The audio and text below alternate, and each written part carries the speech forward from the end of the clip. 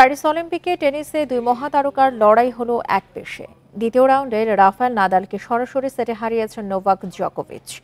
Clay কোর্টের রাজা Nadal প্রত্যাশা পূরণ করতে পারেননি, প্রথম সেট হারেন ৬-১ ব্যবধানে। দ্বিতীয় সেটেও দাপট জকোভিচের। সার্বিয়ান নাম্বার 1 সেট জেতেন ৬-৪ গেমে। অলিম্পিকে এখনও স্বর্ণ জিততে পারেনি জকোভিচ, এবার আক্ষেপ ঘোচাতে চান তিনি। দ্বিতীয় রাউন্ডে নাদালকে হারিয়ে আত্মবিশ্বাস বাড়িয়ে নিলেন রেকর্ড গ্র্যান্ড স্ল্যামের মালিক। এদিকে দক্ষিণ কোরিয়ার হয়ে অলিম্পিকে স্বর্ণ জিতেছে ১৬ বছরের স্কুল ছাত্রী বান হিউবিন।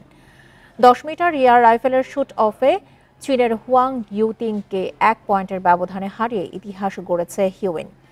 এটি এই অলিম্পিকে দক্ষিণ কোরিয়ার ১০০তম স্বর্ণ জয়।